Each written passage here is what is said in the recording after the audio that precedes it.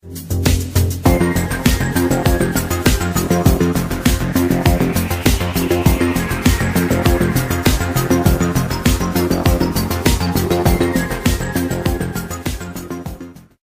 amigos, bienvenidos a mi espacio. Soy David Parcerisa.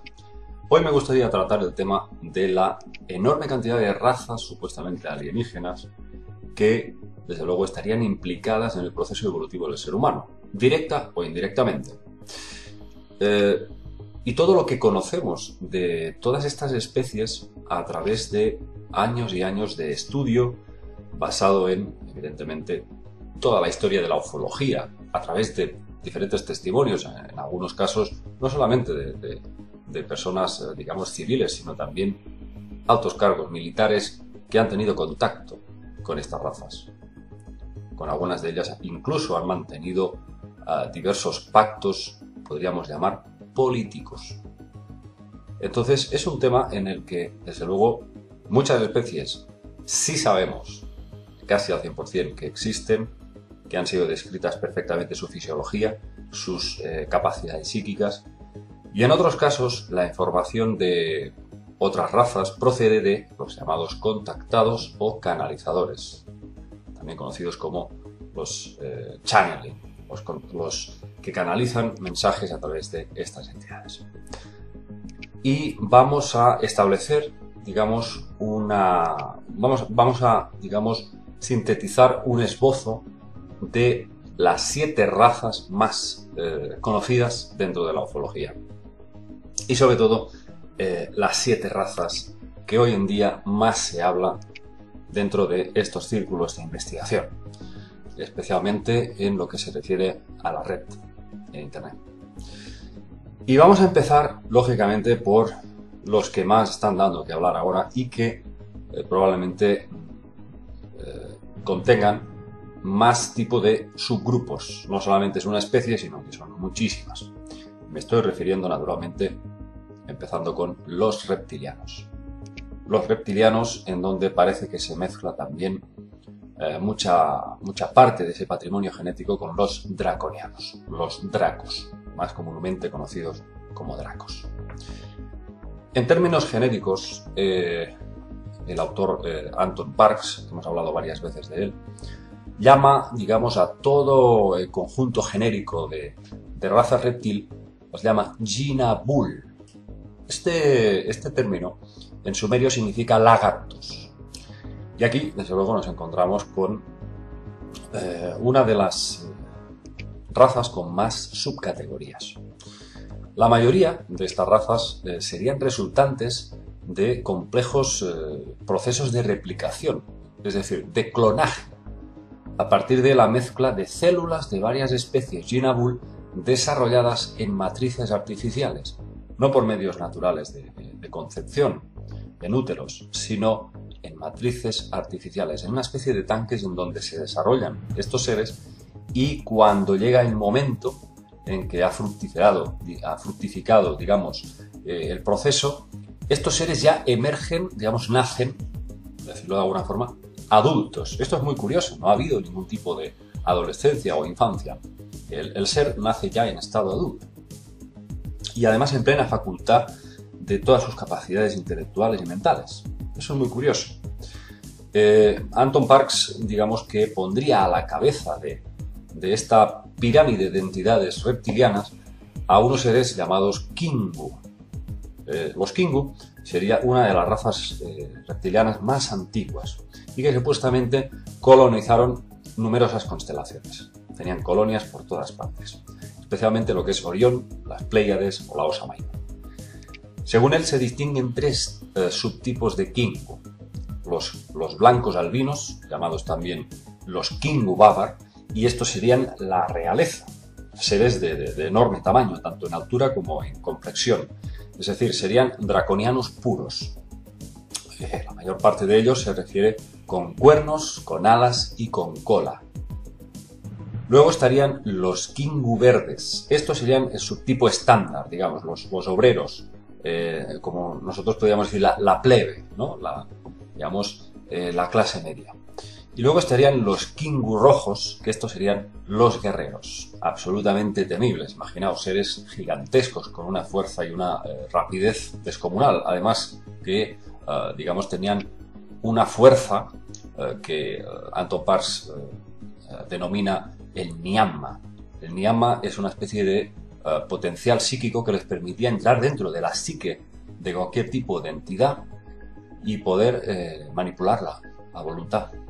Es algo realmente increíble porque el propio Parks, en el libro El secreto de las estrellas oscuras, nos describe lo que son capaces de hacer estos Jinabul, estos seres, digamos que pueden llegar incluso a controlar la mente, a leer absolutamente todo lo que hay en ese ser y adueñarse de su voluntad, incluso implantar pensamientos destructivos.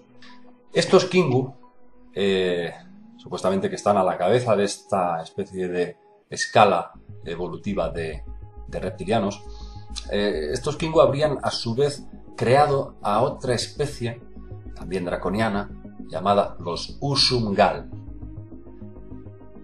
Aquí lo interesante es que las hembras de estos Usungal, también llamadas Amasutum, contendrían un patrimonio genético que se ramificaría de los Kadistu. Los Kadistu serían otro conjunto de razas, pero con una genética distintiva, una genética más pura, vinculada a lo que él llama la fuente original, o sea, lo que podríamos relacionar con la más alta vibración del universo. Podemos llamarlo Dios, podemos llamarlo, digamos, pues el origen mismo de la vida. Pero, claro, aquí hay una cosa muy curiosa. Estas razas, cada vez que creaban vida, su orgullo les movía, a su vez, a rebelarse contra sus propios creadores con la intención de superarles. Y así parece que ocurrió con los Usungal, que se rebelaron contra sus creadores, los Kingu, y diseñaron a los Anunna, o sea, los Anunnaki. Estos Anunna fueron diseñados como raza de guerreros. Es decir, aquí estamos hablando de experimentos, no de propiamente como que los Anunnaki son una raza aparte que, digamos, que tiene su origen en una evolución progresiva. No. Los Anunna representa que son un resultado genético de una serie de mezclas de varias células Jinabul, de varias células reptilianas. Con lo cual, bueno, también Parks nos dice que estos Usungal crearon otra subraza, esta sí, terriblemente mortífera, quizás una de las más peligrosas de todas las estirpes reptilianas, y eran nada más y nada menos que unos dragones llamados los Mushir. Estos tenían cuernos y alas. Los Mushir, bueno, Mushir significa reptil furioso. Serían seres sin apenas conciencia ni remordimientos, movidos tan solo por instintos asesinos. Solo se dedican a saquear, a matar y a arrasar con todo lo que encuentran a su paso. De hecho, los libros de Parks nos dice que a los Mushir los tenían que tener en un estado de contención, como una especie de zonas de aislamiento. Y cada vez que algún humano desobedecía las órdenes de los grandes dioses Anunnaki, lo amenazaban, lo amedrentaban, diciéndole que lo iban a echar a los Mushir. De esa manera el humano rápidamente pues se volvía obediente y servicial. Bueno, parece ser que estos Mushir, que son la versión más bestia de estos reptilianos, pues debido a que tendrían alas y pueden volar, eran precisamente conocidos por sus ataques desde el aire, de manera que embestían al enemigo en estampida aérea, se lanzaban encima de él. Y desde luego aquí en la Tierra, casi pues, de forma muy clara y contundente, estos Mushir los hemos tenido reflejados casi todas las catedrales de buena parte del mundo, especialmente en las europeas. Los Mushir son las famosas gárgolas. Bien, y pasando a, digamos, el segundo tipo más conocido, más debatido, lógicamente tenemos que hablar de los grises, los típicos seres de 1,20 m, de gran cabeza en forma de pera invertida, grandes ojos negros, que tienen la piel grisácea, por eso se llaman grises. Estos seres serían altamente psíquicos, telepáticos, con mente de colmena, absolutamente incapaces de pensar con autonomía. Estarían como diseñados para funcionar colectivamente, como las hormigas, o sea, al servicio de una mente única que les dirige y les controla. Parece que a través de estos macrocerebros que tienen, están como diseñados para procesar muchos datos, almacenar datos. Son prácticamente los responsables de casi todas las abducciones que se producen de humanos. Son los recolectores del material genético que usurpan de nosotros para crear nuevas formas de vida. Parece ser que estos grises fueron creados por los Usungal desde antes de la creación de los propios Anunnaki. Y Parkes los llama los Mimino. Mimino es un término que significa responsable de tareas desagradables. En Dogon eran conocidos como hormiga. Fijaos, qué curioso. Hormiga, digamos, como concepto de su pequeño tamaño y también de su mente de colmena, una mente, desde luego, sin posibilidad de pensar por sí mismos. Los Usungal los habrían creado a partir de células extraídas de los temibles Mushir. Fijaos que en Zulú hay otro término para designar a estos Miminu, a estos grises, y es la palabra Mantindane. Mantindane es literalmente los torturadores. Si hacemos una descomposición en sumerio, Mantindan sería asociados que viven donde hay calamidad. Estos seres, desde luego, han sido creados como servidores fieles, a tal punto que solamente hay que implantarles una orden y serían capaces de sacrificar su vida por su amo o por sus amos. Tercer grupo de entidades, de razas muy conocidas. Desde luego, en el tercer puesto, los pleiadianos. Estos seres serían desde luego muy humanos, muy parecidos a nosotros, pero con una fisionomía nórdica, o sea, muy del norte de Europa. Piel blanca, ojos azules, muy altos, generalmente con cabello largo hasta los hombros, y serían seres que habrían estado eones en perpetua pugna con varias razas reptilianas. Se hicieron muy populares gracias a la obra de la contactada Bárbara Marciniak, Los mensajeros del alba. Ahí ya la señora Marciniak nos dice que estos pleiadianos forman parte de una federación galáctica que vela por los intereses de una fraternidad cósmica, que, digamos, lucha para la paz. Estos pleiadianos serían los inspiradores de las grandes ideas que algunos considerados genios de la humanidad recibieron para, precisamente, el progreso humano. Pero que, de alguna forma, estos seres no pueden intervenir de forma directa en los asuntos mundanos, debido a una ley cósmica, y esto es muy interesante, que habla mucho el investigador sevillano prestigioso Ignacio d'Arnaude, que es probablemente uno de los mayores investigadores del mundo en el tema de los contactados y además un notable coleccionista de comunicados. Casi podemos decir que ostenta el récord mundial de literatura en todos los idiomas, no solamente en idioma español, sino en francés, en italiano, en inglés, de volúmenes de canalizaciones de contactados de todo el mundo. Ignacio d'Arnaude, os recomiendo que busquéis información sobre su persona porque es realmente un gran experto en este tema. Bueno, pues como os digo, d'Arnaude llama a esta ley la ley de elusividad, la ley de Elusíbenes, según la cual una civilización superior no puede interferir en el ciclo natural de esa raza aunque se encuentre manipulada por otros entes. Es decir, ellos pueden hasta cierto punto asesorar, inspirar, apoyar, pero nunca alterar drásticamente el curso de su historia. Según ellos, eso debe de hacerse desde dentro mismo, desde el seno de esa civilización. De ahí circulan muchísimas corrientes de contactados que dicen que algunas almas de pleiadianos y otros seres benévolos se reencarnarían en humanos para, digamos, ayudar desde dentro a evolucionar, a dar el espaldarazo que necesita la evolución, ¿no?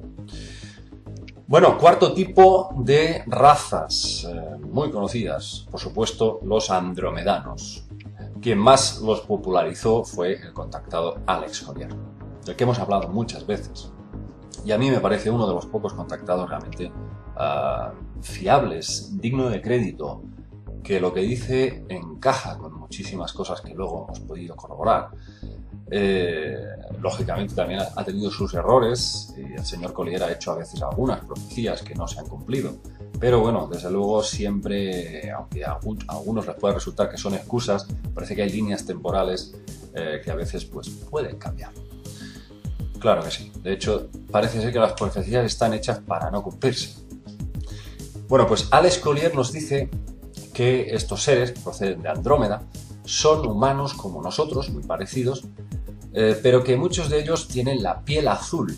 Claro, muchos de caramba, ¿cómo es que hay tanta variedad de pieles, ¿no? Verdes, azules, rojas.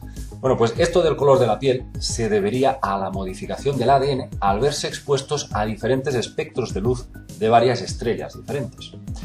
Estos seres estarían, dice Collier, unos 4.700 años más avanzados que nosotros a nivel espiritual y a nivel tecnológico nos llevarían un adelanto de más de 5.000 años. Él los describe como seres con una gran estabilidad emocional, no sufren altibajos, están perpetuamente en un estado de conciencia muy elevado y serían capaces de desplazarse por la sexta, la séptima y la octava dimensión. Dice que ellos incluso hasta donde no llegan, pues lo que hacen es establecer contacto con seres aún más elevados, situados hasta la 11ª dimensión. Estos serían ya seres de luz muchísimo más sabios. Collier nos dice que los andromedanos son capaces de crear cosas con la mente, con el poder de la mente al servicio del alma. Dice que ellos no tienen ni noche ni día, apenas duermen, no la necesitan. Resulta curioso también que dice que conceden una gran importancia a la música. Sí, de hecho ellos dicen que crean música a través de la vibración que desprenden planetas y galaxias. Alex Collier también nos habla del llamado Concilio de Andrómeda, una especie de organismo político que engloba 133 razas alienígenas. Este concilio se habría formado tras la llamada Gran Guerra de Orión, una guerra supuestamente entre reptilianos y humanos que habría durado la friolera de 600.000 años. Imaginaos, matanzas durante todo ese tiempo. Hasta que, desde luego, parece que se pactó detener esa batalla y algo así como cada uno a su casa a partir de entonces. Parece que existe como dos jerarquías políticas importantes, una el Concilio de Andrómeda y luego el Grupo de Orión. Dice que los draconianos desafiaron, en un momento de la historia, desafiaron a estas razas andromedanos, razas humanoides, y les dijeron que los humanos éramos su alimento, que les pertenecíamos. Y los andromedanos y los pleiadianos les dijeron: vamos a hacer un pacto. Si los humanos son capaces de despertar y elevar su nivel de conciencia por sí mismos, vosotros les vais a dejar en paz. Ese parece ser que fue el pacto. Aún está por ver qué es lo que va a pasar. Quinto tipo de entidades, de razas, los lirianos. De los lirianos se dice que fueron los primeros humanos de nuestra galaxia, procedentes de la constelación de Lira. Estos seres habrían desarrollado más el hemisferio cerebral derecho, con lo cual tendrían más despierta la parte femenina, la sensibilidad, la empatía, el amor. Pero su civilización también habría sido atacada por ciertas razas draconianas, reptilianas. Razas que lógicamente si atacaron tuvieron que defenderse. Parece que el origen de estos lirianos está en una raza antiquísima llamada los Paatal. También habla de eso Alex Collier. Los Paatal serían seres con un poder tan elevado, absolutamente inimaginable para nosotros, que les permitiría crear mundos y sistemas estelares propios, con la mente y la visualización. Estaríamos hablando de seres de luz. Sexto tipo de raza, los veganos. Parece que estos serían habitantes de la estrella Vega, dentro de la constelación de Lira, y por lo tanto serían algo así como descendientes de los lirianos. Pero se distinguirían por tener una piel más oscurita. De hecho, parece que todas las razas indias, sobre todo Centroamérica, y algunos ciertos aborígenes de la Tierra tendrían genética procedente de estos veganos. Fijaos qué curioso. Parece que después de estas guerras de Orión hubo muchísimas bajas de esta raza de veganos y estuvieron a punto de extinguirse, al igual que los pleiadianos y los livianos parece que lograron ascender hacia otras dimensiones. Hacia otras dimensiones, desde luego, superiores, no como los Anunnaki. Los Anunnaki parece que quedaron estancados en la tercera dimensión y solamente conseguían descender a la segunda y a la primera, y sobre todo a los espacios intermedios entre una dimensión y otra, que de eso vamos a hablar muy pronto. Parece que esos espacios entre esas vibraciones dimensionales permiten también ser habitados. Y muchas veces son mundos muy parecidos a estos, a la tercera dimensión que nosotros conocemos. Parece ser que estos veganos, pues de vez en cuando contactan con humanos para ayudarles a fomentar su crecimiento espiritual. Es decir, también serían seres que estarían de nuestro lado y velarían por nuestro bienestar. Lógicamente, siempre decimos que el lado bueno pocas veces se nota, solamente notamos la parte oscura, pero probablemente si no fuera por estas ayudas, yo también digo que hace muchísimas décadas que la Tierra estaría ya en ascuas. Se nota que alguien, desde luego, nos está ayudando de alguna forma, sobre todo a nivel, como hemos dicho, pues de depredación del medio ambiente, que hemos degradado hasta tal punto que probablemente si no hubiésemos recibido esta ayuda clandestina, quizás no podríamos ya ni respirar. El aire estaría absolutamente irrespirable. Séptimo tipo de razas alienígenas, los arturianos. De estos seres hablaba el famosísimo psíquico y vidente norteamericano Edgar Cayce, conocido como el profeta durmiente. Ese hombre era impresionante, fascinante lo que llegaba a hacer. Le llegaban consultas de todo tipo y muchas veces cuando él entraba en trance ni siquiera tenía que abrir la carta que llegaba por correo, que ya daba la respuesta. Era increíble. Edgar Cayce decía que estos arturianos eran uno de los seres más evolucionados de la galaxia. Los definía como de piel verde, escamosa, con unos ojos grandes, almendrados, y que solo poseían 3 dedos en cada mano. Parece que tenían un potencial psíquico que les permitía mover objetos con la mente. Por supuesto, telepáticos. Siempre por vía mental la comunicación. Entonces, parece que estos seres tendrían incluso varias bases ayudando al ser humano, ubicadas pues en diferentes planetas del sistema solar. Su máxima premisa de estos arturianos sería, pues evidentemente, educar progresivamente al ser humano y llevarlo hacia la cuarta y la quinta dimensión. Es decir, ayudarnos a trascender hacia otras realidades mucho más sutiles, donde dejamos un poco atrás la densidad de lo material. Estas serían las 7 razas de las que más se está hablando en estos momentos, pero desde luego cuando sabemos por diferentes informes que hablan de 70 tipos, 80 tipos de extraterrestres, pues la cosa se complica aún más.